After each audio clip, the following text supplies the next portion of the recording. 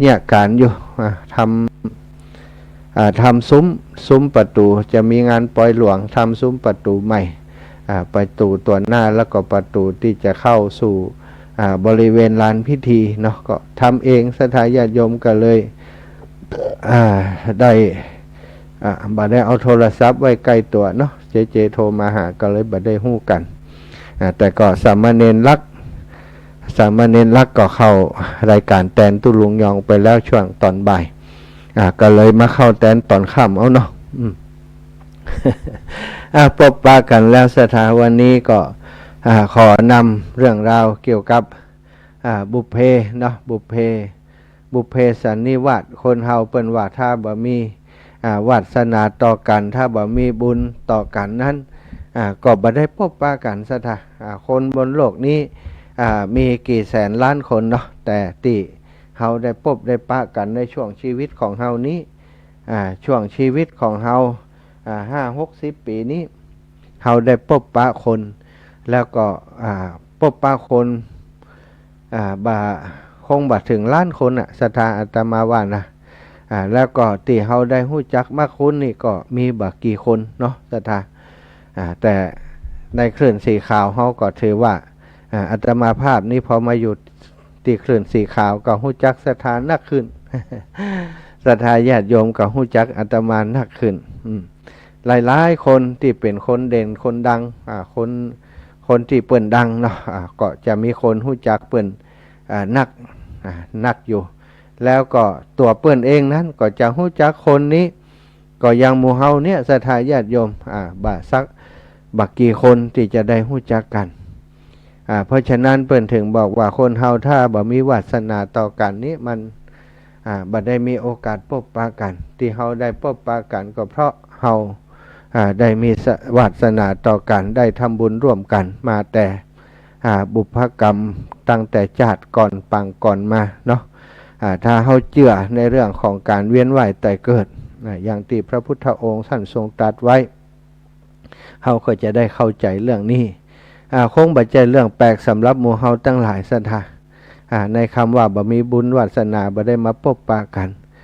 มันเป็นเรื่องอย่างอันจริงๆคนเฮานี้บ่ใช่ว่าพบปะกันได้ง่ายๆการที่เฮามาพบปะกันจะพึงพอใจจะชอบปอกันจะฮักกันจะหุมกันเนาะจะช่วยเหลือซึ่งกันและกันก็บ่ใช่เรื่องที่จะเกิดขึ้นได้ง่ายๆเหมือนกันต้องไว้วางใจต้องมีความสนิทชิดเชื้อกันจริงๆถึงจะไว้วางใจกันอย่างที่บางคนเนาะเฮาการมีครอบครัวก็เช่นเดียวกันการที่จะมีครอบครัวการจะมีสามีภรรยาบางคนก็เลือกแล้วเลือกแหมนะบ่เจอคู่แท้สักเตื้อบางคนก็เจอคนเดียวก็เป็นคู่แท้ตลอดชีพตลอดกาลนิรันดร์ไปเลยก็มีอันนี้ก็เป็นเรื่องของบุญของไผวาสนาของไผของมันเหมือนกัน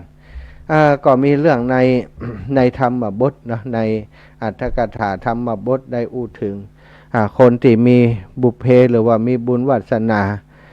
มาแต่การก่อนเคยได้เป็นญาติพี่น้องกับพระพุทธองค์หรือว่าพระพุทธเจ้าของเฮานี้ในอดีตชาติพอมาพบกันในชาติที่พระองค์เป็นพระสัมมาสัมพุทธเจ้าคนที่เคยเป็นพ่อเป็นแม่เป็นปุตตานาลุงมาก่อนก็จำได้เนาะเพราะว่ามีความผูกพันกันมาก่อนก็ได้ตักว่าโอ้ลูกไปไหนมาจะได้มาหาพ่อหาแม่ คนที่ได้ยินอย่างนั้นก็โอ้หมอนี่มันเป็นฝีบากะอย่างนี่มันเป็นฝีบากะสองคนผัวเมียนี่บ่ฮู้กะว่าพระพุทธเจ้านี้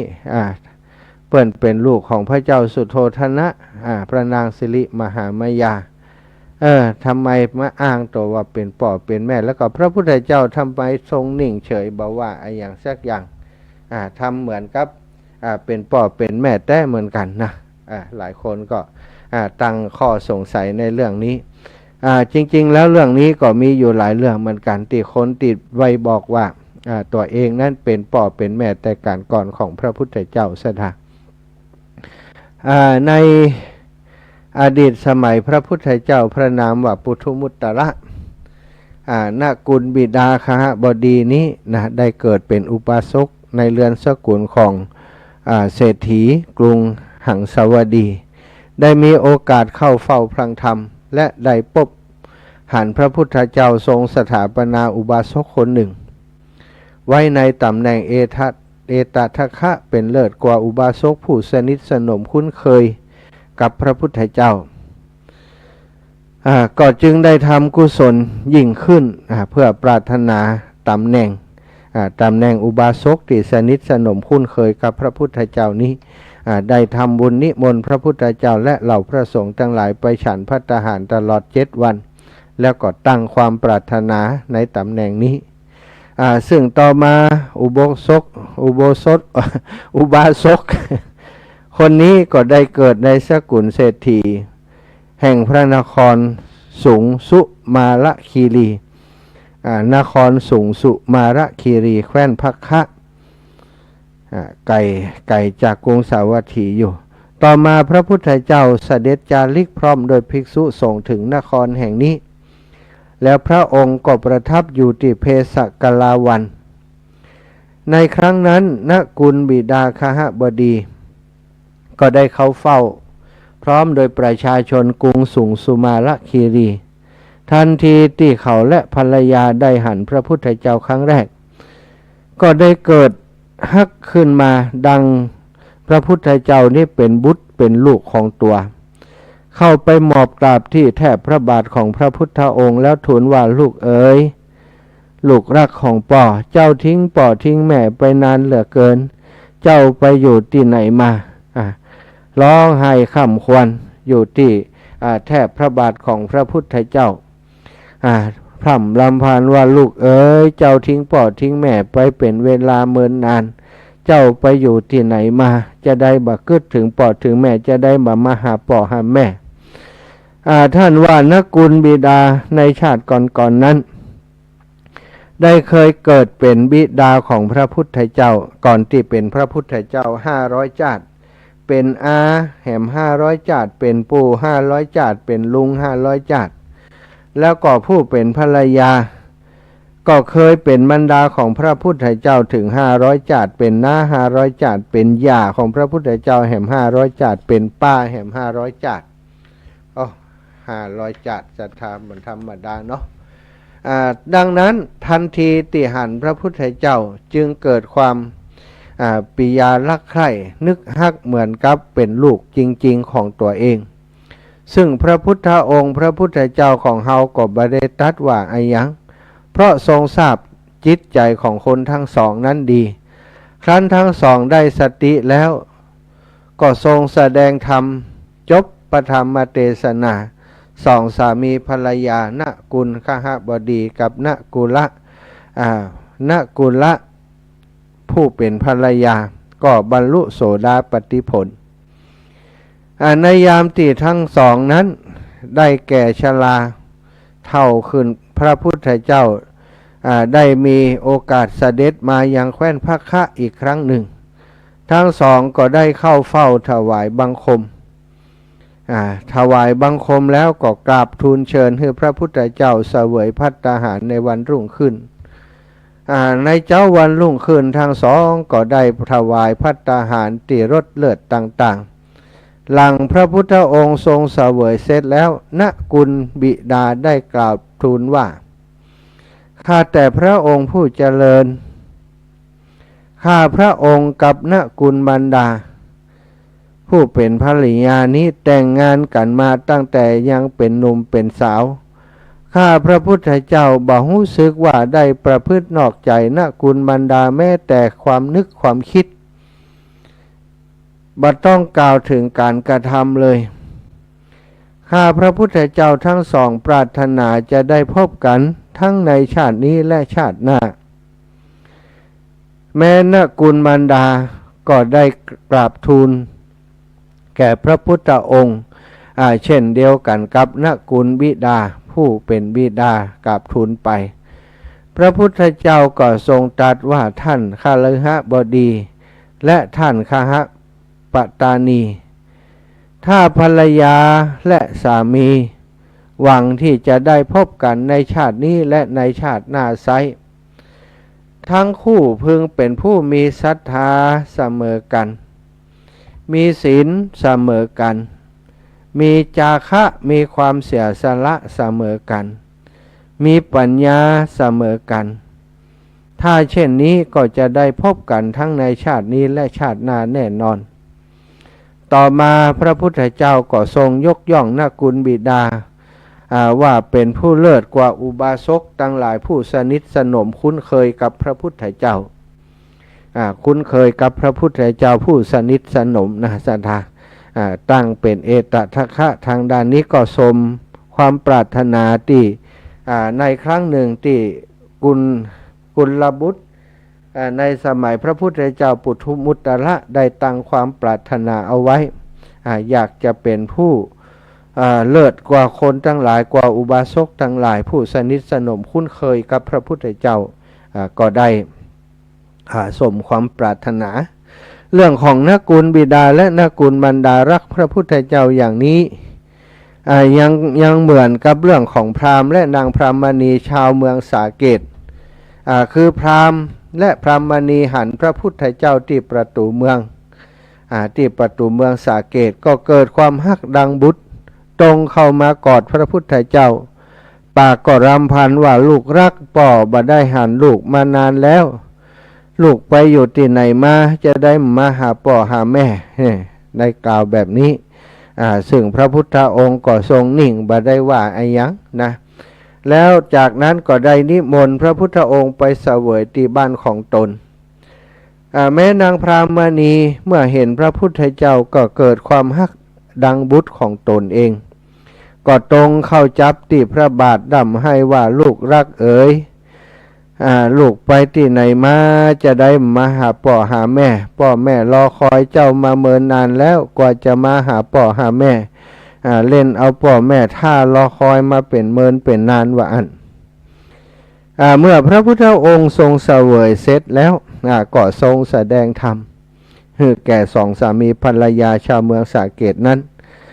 ซึ่งเมื่อได้ฟังธรรมของพระพุทธองค์แล้วก็ได้บรรลุโสดาปัตติผล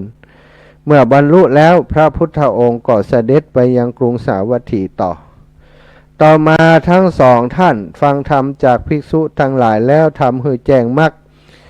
ที่เหลือคือเป็นพระอรหันต์แล้วก็ปรินิพพานพระพุทธเจ้าถึงกับได้เสด็จไปทำการชาปนกิจศพแล้วก็ได้ตรัสชลาสูตรให้กับคนทั้งหลายได้ฟังคนทั้งหลายพอได้ฟังแล้วก็บรรลุธรรมมีโสดาปัตติผลเป็นต้นสดา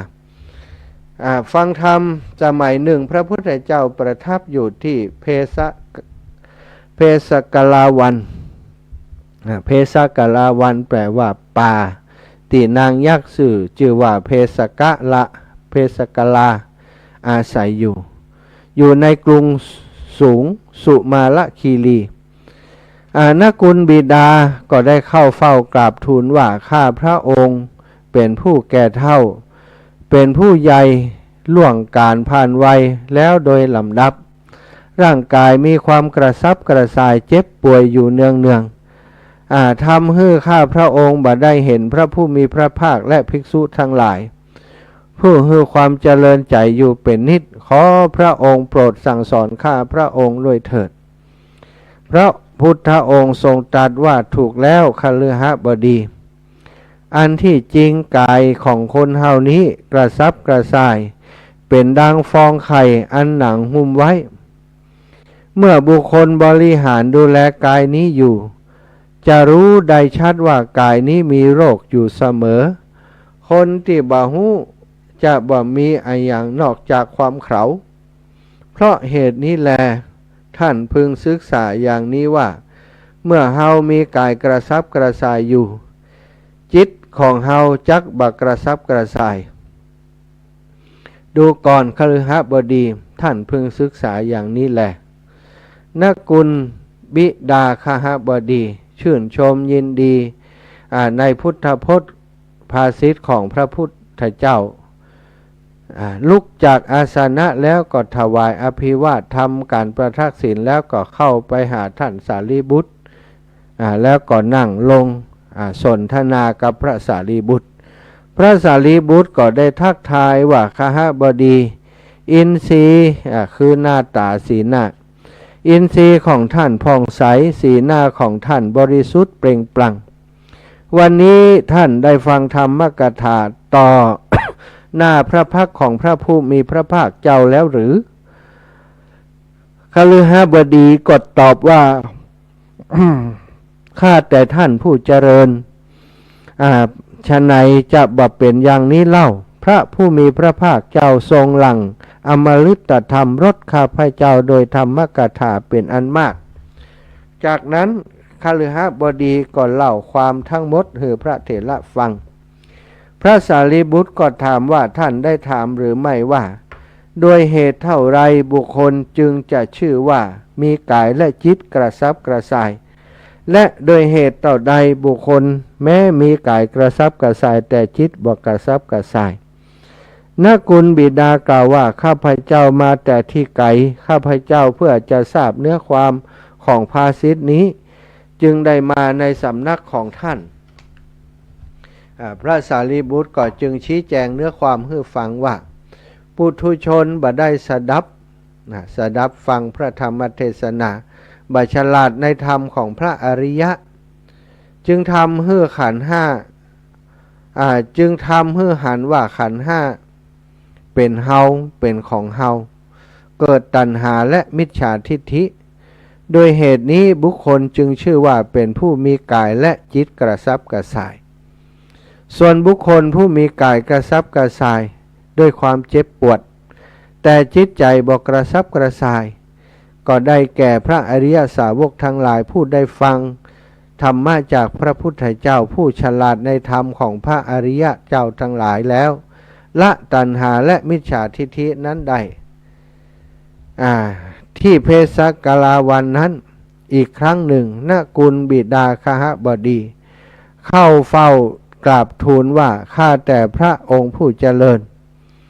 โดยเหตุปัจจัยอันอย่างหนอสัตว์บางพวกในโลกนี้จึงบัพปรินิพพานในปัจจุบันและโดยเหตุปัจจัยอันอย่างสัตว์บางพวกในโลกนี้จึงปรินิพพานในปัจจุบัน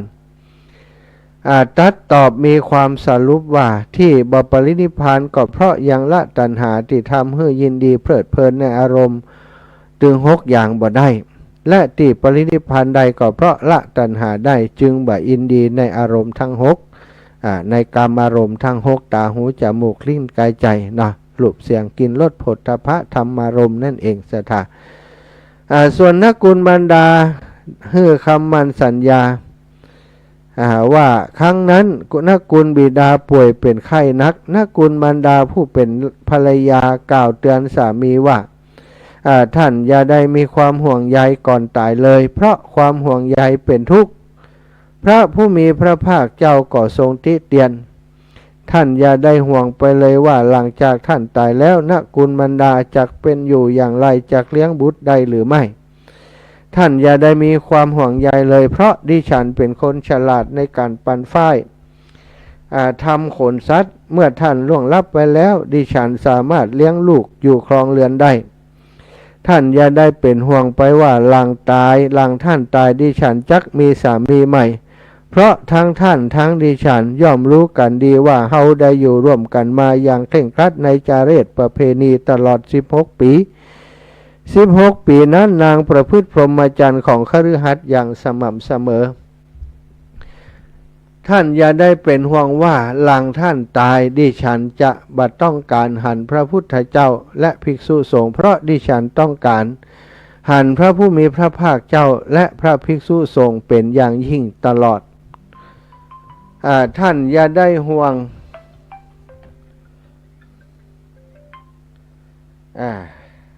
ตั้งนาฬิกาปลุกไว้ตะกี้เรียบร้อยปิดแล้วท่านอย่าได้ห่วงไปว่าหลังท่านตายดิฉันจะบรักษาศีลให้บริบูรณ์เพราะในบรรดาสาวิกาของพระผู้มีพระภาคเจ้าที่ยังเป็นคฤหัสถ์นุ่งห่มผ้าขาวแล้วกระทำให้บริบูรณ์ในศีลนั้นดิฉันก็เป็นหนึ่งในจำนวนสาวิกาเหล่านั้นที่ทำศีลให้บริสุทธิ์อยู่ตลอดเวลาท่านอย่าได้เป็นห่วงไปว่าหลังท่านตายดิฉันจะบัดได้ความสงบใจภายใน เพราะในบรรดาสาวิกาของพระผู้มีพระภาคเจ้าที่ยังเป็นคฤหัสถ์นุ่งห่มผ้าขาวแล้วได้ความสงบใจภายในนั้นดิฉันก็เป็นคนหนึ่งในจำนวนสาวิกาเหล่านั้นข้อที่6ท่านอย่าได้ห่วงไปว่าหลังท่านตายดิฉันยังบ่ถึงการยังลงยังบ่ได้ที่พึ่งยังบ่ถึงความเบาใจยังบ่พ้นความสงสัยยังบ่แกล้วกล้าในธรรมวินัยนี้ข้อนี้ท่านบ่พึงคิดอย่างนั้นเพราะในบรรดาสาวิกาของพระผู้มีพระภาคเจ้าที่ยังเป็นคฤหัสถ์นุ่งผ้าห่มสีขาว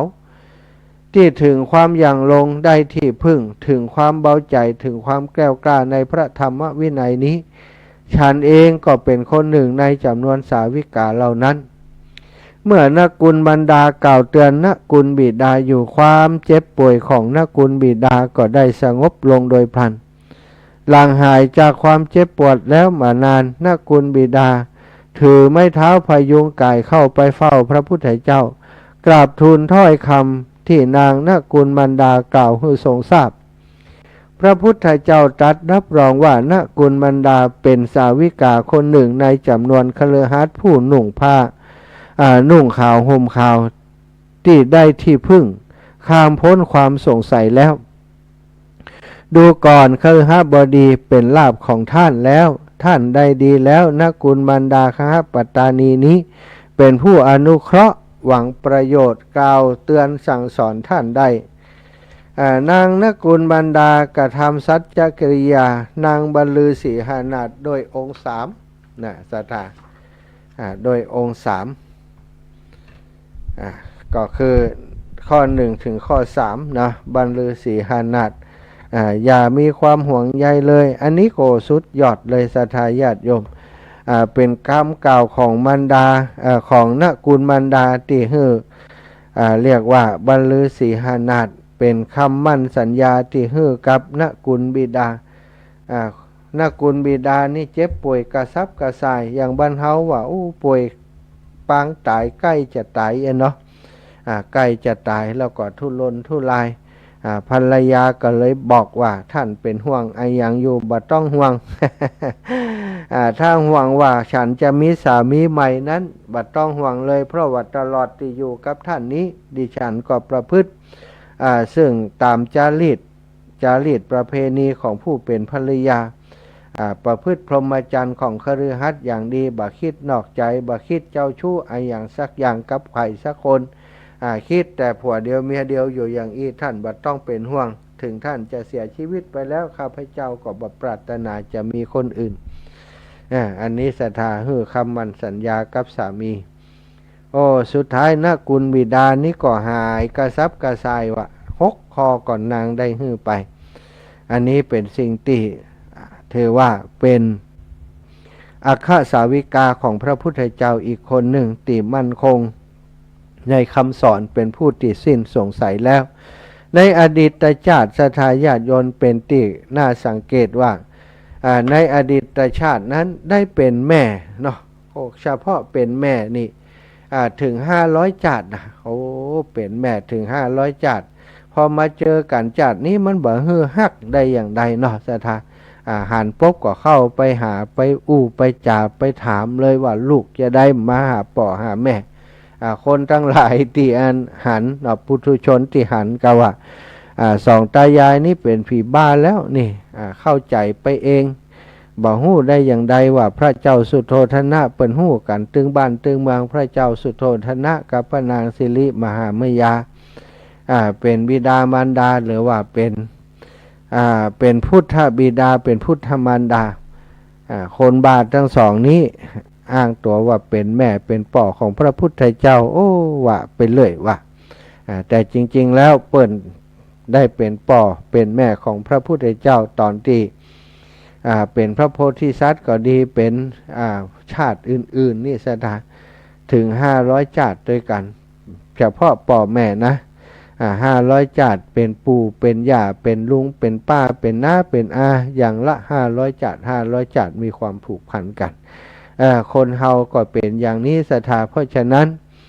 เฮาเกิดมาที่ได้มาเป็นพ่อเป็นแม่กันปัจจุบันนี้ก็ดีที่บ่ได้เป็นพ่อเป็นแม่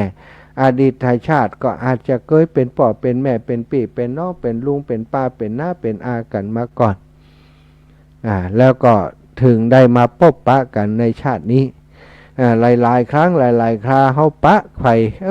ว่าคนนี้คุ้นๆนะสถาก็อาจจะเป็นคุ้นนาจากอดีตชาติก็ได้หรือว่าคุ้นนาจากการได้พบปะกันที่ไหนสักแห่งหรือว่าอาจจะไปเหมือนกับไผสักคนหนึ่งก็ได้เนาะอันนี้ก็เป็นเรื่องเพิ่นเรียกว่าถ้าบ่มีบุพเพถ้าบ่มีบุญต่อกันถ้าบ่ได้สร้างบุญร่วมกันมาก่อนการที่จะมาพบปะกันในชาตินี้ก็เป็นเรื่องยากแต่การที่เราได้พบปะกันแล้วบอกว่าจะเป็นอย่างต่อกันเป็นเพื่อนกันก็ดีเป็นพี่เป็นน้องเป็นญาติกาวงวานกันอย่างใดก็ดีตลอดถึงอย่างนี้เนาะที่เรา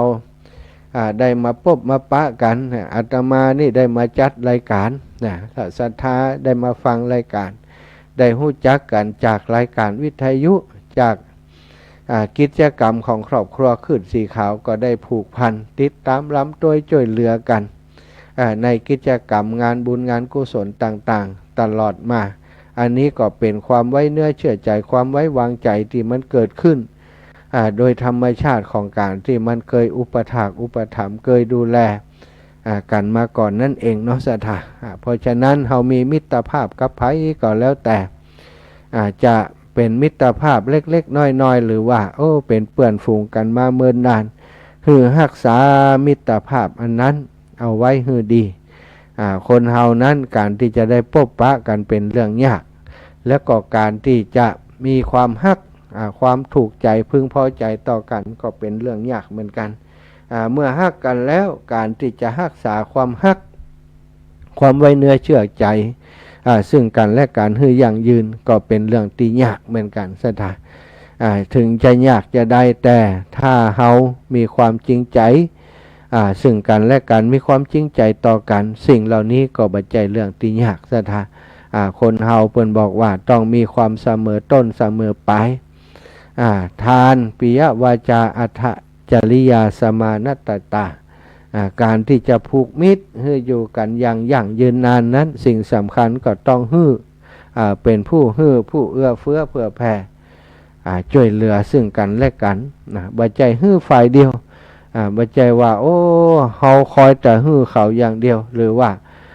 มิตรภาพนี้เกิดจากเขาเฮาอย่างเดียวเฮาบ่เคยอย่างกับเปิ้นเลยอันนี้ก็บ่ใจสถามันต้องเสมอกันซึ่งกันและกันเฮาเปิ้นเฮายามเปิ้นลำบากเฮาช่วยเหลือเปิ้นยามเฮาลำบากก็แน่นอนเปิ้นก็จะกลับมาช่วยเหลือเฮายามที่เฮาลำบากเปิ้นมาช่วยเหลือเฮาพอเปิ้นลำบากเฮาทำเฉยบ่ใส่ใจบ่สนใจอันนี้มิตรภาพมันก็ขาดสะบั้นเท่านั้นเองสถาเฮาจะหันหลายๆคนหลายๆท่านตอนทุกข์ตอนจนนี่เป็นเพื่อนกันจัดดีแต่พอเปิ้นร่ำเปิ้นรวยนี่เปิ้นบ่หันหัวเฮาก็มีเนาะสถาถ้าอย่างอันก็ตัดง่ายอยู่ ถ้าอย่างอันเนี่ยสมควรได้เลิกคบหากันไปเลยถ้าเปิ้นบ่หันเฮาเฮาก็จะไปหันเปิ้นเนาะเฮาจะไปรบกวนเปิ้นเพื่อประโยชน์อะไรอย่างนะถ้าเปิ้นหันความสำคัญของเฮาถึงเปิ้นจะร่ำจะรวยอย่างใดก็คบหากันอยู่แสดงว่ามิตรภาพก็จะยั่งยืนแต่บ่ใจว่าเฮาคบกันกับเปิ้นเพื่อจะเพาะเปิ้นเป็นคนรวยเพื่อจะต้องการความช่วยเหลืออย่างเปิ้นอย่างเดียวอันนี้ก็บ่ถูกต้องซะทางถ้าคบกันเพื่อจะให้เปิ้นสงเคราะห์อนุเคราะห์เฮาอย่างเดียวมันก็บ่ใจวิธีของคนเฮาที่ว่าน้ำพึ่งเรือเสือพึ่งปลาเนาะจะพึ่งปลาซึ่งกันและกันคนเฮาส่วนใหญ่เฮาจะหันว่าเวลาเขามีปัญหานะมองหาภัยบ่ค่อยมีแต่เวลาเปิ้นมีปัญหานี่เปิ้นมาหาเฮาก็ช่วยเปิ้นหลายๆคนบอกว่าอันทำดีบ่ขึ้นนะอาจารย์ ทำคุณคนบ่ขึ้นนะบางคนก็จมอย่างอีอย่างถ้ามันเป็นอย่างนั้นศรัทธาญาติโยมก็เป็นสิ่งที่ดีเขาจะได้บ่เสียเวลากับคนประเภทนั้นคนที่เขาช่วยเหลือไปแล้วบ่หันประโยชน์บ่หันคุณงามความดี เวลาเปิ้นได้ดิบได้ดีเปิ้นลืมเฮาไปเหียเฮาก็ควรจะลืม